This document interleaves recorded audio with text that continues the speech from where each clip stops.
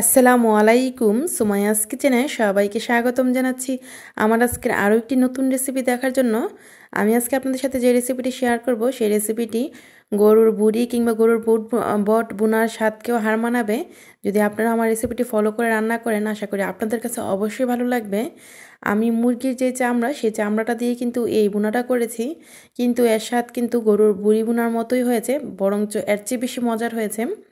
তো এই মুরগির চামড়া বোনাটা করতে কী কী লাগছে আসুন দেখে নিই পুরো প্রস্তুত প্রণালী। তো তার আগে আপনাদের কাছে আমার একটা ছোট্ট রিকোয়েস্ট, যারা আমার চ্যানেলটি এখনও সাবস্ক্রাইব করেননি প্লিজ আমার চ্যানেলটি সাবস্ক্রাইব করে নেবেন। তো এই মুরগির চামড়া বোনা করার জন্য আমি এখানে 3টা মুরগির চামড়া নিয়েছি। আর এই চামড়াগুলোকে ভালোভাবে পরিষ্কার করে তারপর আবার আগুনে চুলায় আগুনের হিটে একটু সেকে নিয়ে তারপর এই টুকরোগুলো করেছি। এই যে দেখুন, ঠিক এইরকম যে গরুর বুড়ির আমরা যেরকম টুকরোগুলো করি ছোটো ছোটো করে, ঠিক সেরকম করে কিন্তু আমি টুকরোগুলো করেছি।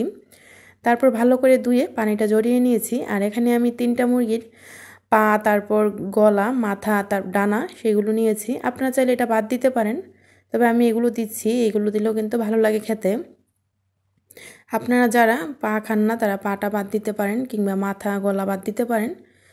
তো আমি এখানে 3টা মুরগির পা, গলা, মাথা সব কিছুই নিয়েছি, মাংসটা বাদে সব কিছুই নিয়েছি। আর চামড়াটা নিয়েছি ঠিক এরকম করে।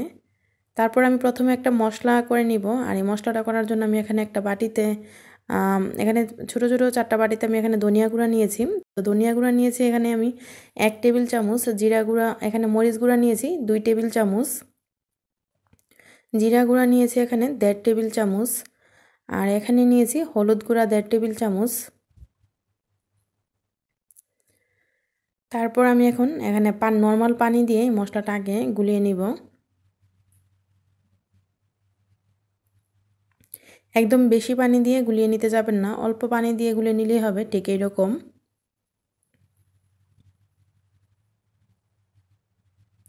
তো মশলাটা কিন্তু গুলানো হয়ে গিয়েছে, এখন রেখে দিলাম।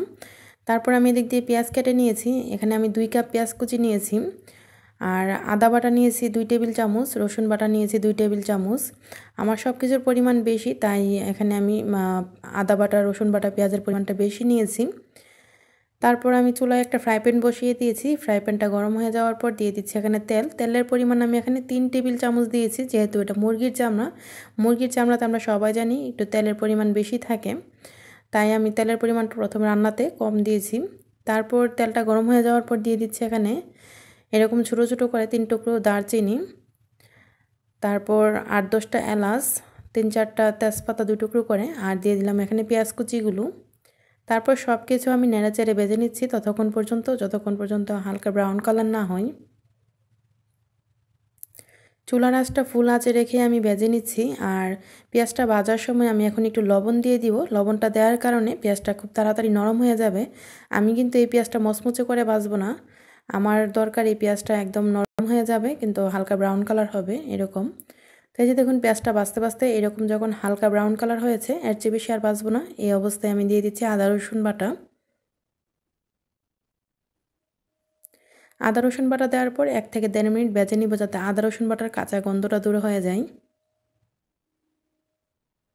1-1.5 মিনিট পর এই যে দেখুন 1-1.5 মিনিট আমি ভেজে নিয়েছি আদা রসুন বাটাটা। এখন কাঁচা গন্ধটা দূর হয়ে গিয়েছে। যে মশলাটা আমি করে রেখেছিলাম পানি দিয়ে, তারপরে সেই মশলাটা দিয়ে দিলাম। তো এইভাবে এই মশলাটা করে দিলে খেতে বেশি ভালো লাগে, মশলার স্বাদটা বেড়ে যায়। তাই এইভাবেও দিতে পারেন, আপনার চাইলে সরাসরি গুঁড়াটাও ইউজ করতে পারেন।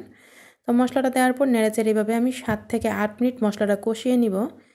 এভাবে একটু পরপর নেড়ে দিতে হবে, না হয় কিন্তু মশলাটা নিচে দিয়ে লেগে যাবে কিংবা কালারটা নষ্ট হয়ে যাবে লেগে।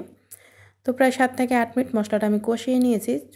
আর মশলাটা কষানোর সময় আমি চুলার আঁচটা মিডিয়াম আঁচে রেখে মশলাটা কষিয়েছি। মশলাটা কষানো হয়ে যাওয়ার পর দিয়ে দিচ্ছি এখানে মুরগির যে মাথা, তারপর গলাগুলো প্রথমে দিয়ে দিয়েছিলাম, তারপর দিয়ে দিচ্ছি মুরগির চামড়াগুলো। তো মুরগিগুলো অনেক বড় ছিল, আর এগুলো কিন্তু ফার্মের মুরগি না। তো মুরগিগুলো অনেক বড় ছিল, তাই সব কিছুর পরিমাণটা একটু বেশি, চামড়াগুলো অনেক বড় ছিল। তো সব কিছু দিয়ে নেড়েচেড়ে এভাবে মিশিয়ে নিয়ে ঢাকনা দিয়ে ঢেকে রেখে দিচ্ছি। চুলার আঁচটা এই পর্যায়ে আমি ফুল আঁচে রেখেছি। আমি কিছুক্ষণ কষিয়ে নিব মশলার সাথে সব কিছু। একটু পর পর নেড়ে দিতে হবে অবশ্যই, নিচে দিয়ে যাতে না লেগে যায় সেদিকটা খেয়াল রাখতে হবে। তো এইভাবে নেড়ে চেড়ে আমি প্রায় 8 থেকে 10 মিনিট আবার কষিয়ে নিচ্ছি।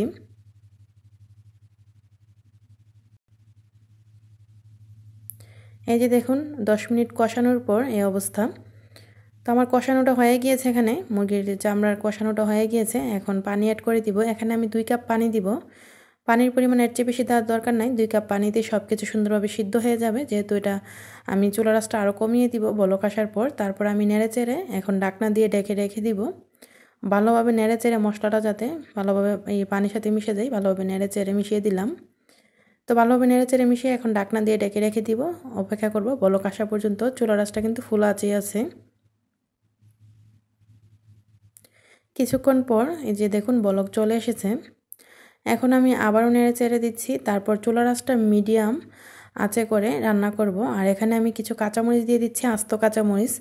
আস্ত কাঁচামরিচ দিবেন, ফালি করে দেওয়ার দরকার নাই। আমি যেহেতু মরিচের গুঁড়াটা একটু বেশি প্রথমেই দিয়েছি, তাই আমি আস্ত কাঁচামরিচ দিলাম। আপনারা চাইলে ফালি করে দিতে পারেন, সমস্যা নাই। তারপর নেড়েচেড়ে ঢাকনা দিয়ে ঢেকে রেখে দিচ্ছি। আর একটু পরপর নেড়ে দিচ্ছি। অবশ্যই একটু পরপর নেড়ে দিতে হবে। আর কি অবস্থায় আছে এটা চেক করে নিতে হবে, কীরকম সিদ্ধ হয়েছে, লবণ ঠিক হয়েছে কিনা। আমি চেক করে নিয়েছি, সব কিছু একদম ঠিক আছে, আমার আর কিছুই লাগেনি। আবারও ঢাকনা দিয়ে ঢেকে রেখে দিয়েছি। চুলার আঁচটা মিডিয়াম টু লো আঁচে করে অপেক্ষা করছি সব কিছু সুন্দরভাবে সিদ্ধ হয়ে যাওয়া পর্যন্ত। এই যে দেখুন প্রায় 30 মিনিট পর, চুলার আঁচটা মিডিয়াম টু লো আঁচে রাখার 30 মিনিট পর রান্নাটা হয়ে গিয়েছে। আর খুব সুন্দরভাবে কিন্তু মুরগির চামড়াটাও সিদ্ধ হয়ে গিয়েছে।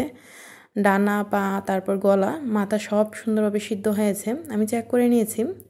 তারপর আমি চুলার আঁচটা লো আঁচে করে আরও 5 মিনিট রেখে দিয়েছি তেলটা ভালোভাবে বেশে আসা পর্যন্ত। 5 মিনিট পর এই যে দেখুন তেলটা বেশে এসেছে আর ঝোলটাও কিন্তু একদম মাখা মাখা হয়েছে। এরকম মাখা মাখা অবস্থায় চুলাটা অফ করবেন, এর চেয়ে বেশি ঝোল রাখবেন না, কারণ এরকম মাখা মাখা হলেই কিন্তু খেতে বেশি মজার হয়।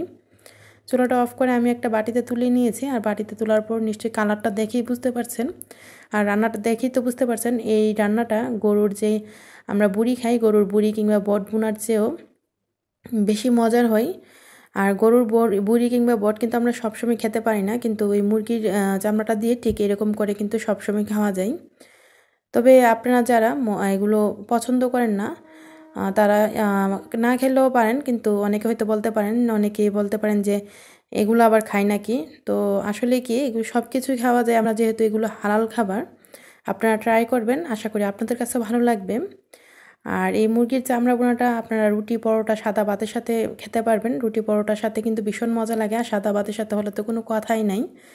আশা করি আমার আজকের এই রেসিপিটি আপনাদের কাছে ভালো লেগেছে। যদি ভালো লাগে আমার চ্যানেলটি প্লিজ সাবস্ক্রাইব করে আমার সাথেই থাকবেন। এরকম নিত্য নতুন রেসিপি পেতে সাবস্ক্রাইব করার পর পাশে থাকা বেল আইকনটিতে ক্লিক করে রাখবেন। আমার আজকের এই রেসিপিটি দেখার জন্য আপনাদের সবাইকে অসংখ্য ধন্যবাদ। সবাই ভালো থাকবেন, আমার জন্য দোয়া করবেন। আল্লাহ হাফেজ।